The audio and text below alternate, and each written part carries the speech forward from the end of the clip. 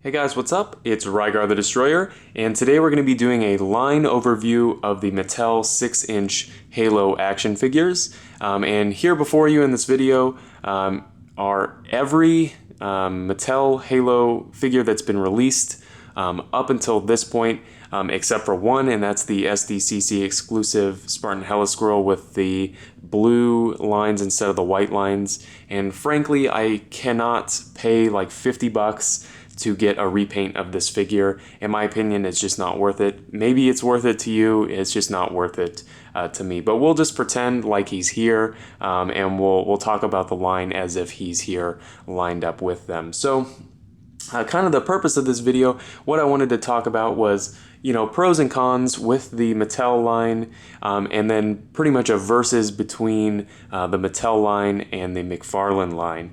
And obviously, everything in this video is just my opinion. So if you don't agree with me, that's fine, it's whatever. I just wanted to talk about something that I'm really passionate about, and that's Halo action figures. And I heavily collected both the McFarlane line and the Mattel, and I currently collect the Mattel line. So I really love both of them, just for kind of different reasons. So let's kind of just do an overview initially here of the figures. We've got Wave 1 kind of over here, and that includes these ones here, and the Ghost, which is tucked away in the background, as well as the Build-A-Figure, which was the Crawler.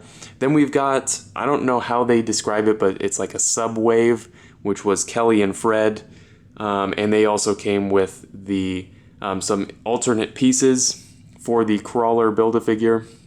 Then we've got, again, I don't know what they'll call these, I'll call them the exclusive wave. This was the Toys R Us exclusive one, and this was the Walgreens exclusive one. And then we have the just released Wave 2, which is Spartan Buck, Vale, Master Chief, Jerome, the Arbiter, and Atriox, as well as the Grunt Build-A-Figure. So overall, I think that they're picking fairly strong characters. They're picking a lot of named characters, but they're also giving us some variety between multiplayer and, like villains, the Covenant and the Forerunner. So overall, I'm pretty happy so far, and they've also given us a vehicle which is sweet right off the bat, and you can get that thing for super cheap on Amazon, which is great. And it's about the same scale as the McFarlane Reach one, so you can kind of fudge it in with your original McFarlane figures if you wanted to. So let's go ahead and move on now to some of the pros of the line. And I think the biggest one right off the bat is the articulation. Overall, the articulation on these figures is way better than the McFarlane line. Obviously, McFarlane is known more for making like slightly articulated statues, and Mattel is known for making, actual action figures and more toys. So of course Mattel is going to do a better job with articulation than McFarlane did. Something that I think that the Mattel line is really lacking is in paint apps. They don't do a bad job necessarily. I think their paint apps are kind of minimalistic. It's a lot of molded plastic. But McFarlane really knocks it out of the park with their figures. Let me grab one off the side table here and show you. This is just, your standard McFarlane figure, and it looks fantastic. Sculpt work and paint work are way better than Mattel's. But that kind of comes at a price. These more fragile. They're less toys. They're really an adult collectible. You have to be kind of careful with them. Whereas these ones are straight up toys. You can smack these around all day and they won't fall apart on you.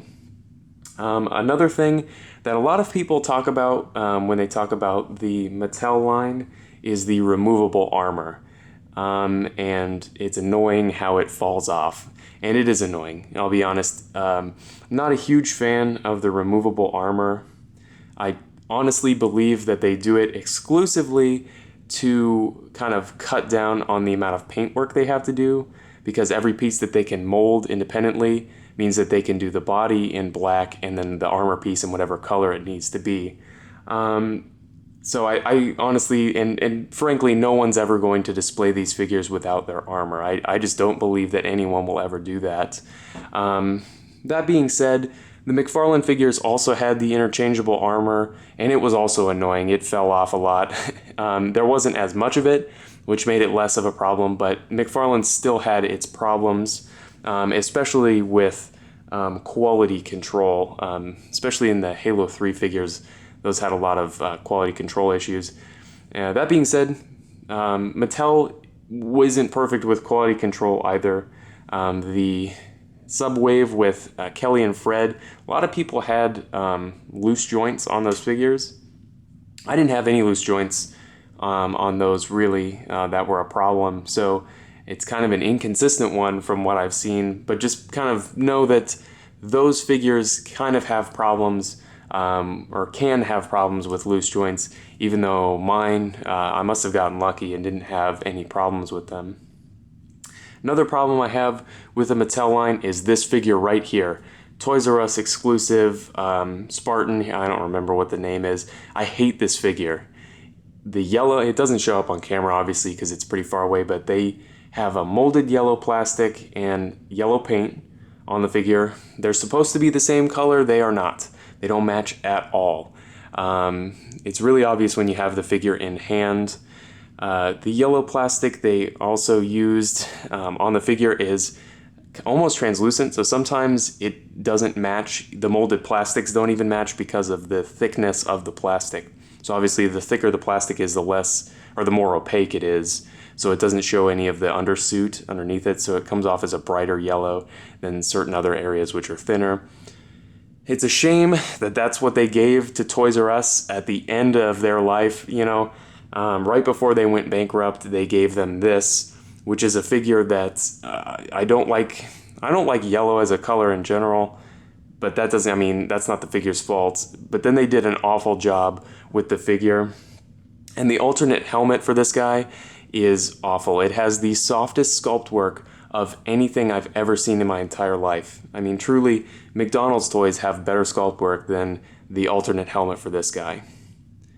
That being said, you know, there are some problems with this line, but there are some things that I like a lot about the Mattel line. They seem to really be listening to the collector. So the first wave of figures comes out, and they've got the slipper style shoes. And I don't think that I'm alone in not really liking those that much. I don't hate them like some people do, but I don't like them as much. And later waves switched to a fully solid sculpted foot that isn't removable. So I think that they did that as a way of kind of appeasing the collector. And I think that they've also, at least it seems to me, have upped to the paint work recently. They're trying. It seems to me like they're trying to finish the teams and give us a lot of named main characters or like tertiary characters from within the series, which I really appreciate. McFarlane was notorious for just not finishing things. Like, we never got a full team of ODST. You know what I mean? And they had plenty of time to release those, and they just never did it. And now they've lost the license and we'll never get them. So hopefully Mattel, with their license, will complete a lot of the teams and kind of give us some characters that we never got in the original McFarlane line. Another thing that I want to talk about with the Mattel line is the Build-A-Figures, because that's something that McFarlane didn't do at all. And Build-A-Figures are usually kind of a mixed opinion thing. Obviously, if you don't have a ton of money, or you don't want to give out a ton of money for an entire wave of figures all at once, you're not going to like a Build-A-Figure because you end up with useless parts at the end. On the other hand, if you are going to buy the entire wave of figures, getting an extra pack and Build-A-Figure is kind of an incentive to track all of them down. So I think it's cool that, if you're a completionist, you're going to get something extra from Mattel that you weren't going to get from the McFarlane line. that being said, there are some problems that I have with the Build-A-Figures, and that comes in with this kind of sub-wave with Fred and Kelly. They came with Build-A-Figure parts that you could swap into the one from the first wave, and while I like that idea, where you can kind of get some interchangeability, I don't think that these figures are popular enough, and let me kind of explain that. I had an idea when I bought these figures that I would go in and buy just the Build-A-Figure parts on eBay or whatever to build a second version of the crawler with just these pieces on it. And unfortunately, what I found when I went online is one or two incredibly overpriced Build-A-Figure parts and some really overpriced full figures. And then they're just, and then, you know, I don't want to shell out like $60 to complete, you know, just an extra figure. So it's really not worth it. And then obviously I don't want to rebuy a whole bunch of extra figures that I don't need just to finish the Build-A-Figure. So that's something that, you know, I didn't personally like, even though it's a pack-in piece. So I shouldn't really complain about it. It's just kind of a nitpick in my opinion. One thing I want to talk about too is the way the license is being handled between Mattel and McFarlane. So while Halo Reach was out, McFarlane was pumping out Halo Reach figures like crazy. They were releasing them all the time. They were releasing large waves, and I absolutely loved it. You had a ton of variety to choose from. But as you know, as Halo 4 was released, there were still quite a few figures, but there were definitely less. And then after that, they basically stopped completely. We were getting, you know, just a few figures a year. So basically, McFarlane was letting the license pretty much die. And so when Mattel picked up the line, they released a huge wave with a vehicle, you know, and all these characters. And, you know, I was really excited. And then it kind of died out for a while. They released these kind of sub-waves, and then now they're back really heavy with Wave 2 here. And even though they're not releasing them as frequently as I would like them to, they are releasing, in my opinion, more figures than McFarlane was more consistently. And, you know, Wave 2 is not where they're going to stop. I'm not sure if you guys have seen this online, but let me pull up an image of Wave 3 here. Sorry, this is kind of janky, but we've got a Wave 3 here with more characters. I'm very, very excited about this wave. You know, and hopefully they'll release it quickly and they won't let it linger as long as Wave 2 did. So, you know, it's just, it's up to Mattel to keep this line alive, honestly, because I love it. And some things I would like to see in the future are kind of some more vehicles. You know, the McFarlane line, they had the Ghost and the Mongoose and the Warthog, you know, and those were really cool. I would love to see a Warthog and maybe a Mongoose or, you know, something released to accompany these ones, because I love what they did with the Ghost. Even though it's not as good as the McFarlane one, it's still a cool toy. So I just would like to see more from this line. I'd like to see increased paint apps, which they are showing in Wave 2 of their figures, you know, kind of better sculpt, increased paint apps. So hopefully Mattel can keep it up. I'm excited to see, you know, what they've got in store for the future. And I'm also curious to see what you guys think down in the comment section. Do you guys like the Mattel figures, or do you like the McFarlane ones? Honestly, I think they're different things, so comparing them is a little odd. You know, obviously they're different scales and everything. But which do you prefer? Would you prefer McFarlane to continue making them, or Mattel? One thing I will say, one last thing before I go, is boy, the articulation on the McFarlane figures died right before the line died. They were not trying at all. I mean, the Reach figures and the Halo 3 figures were pretty good.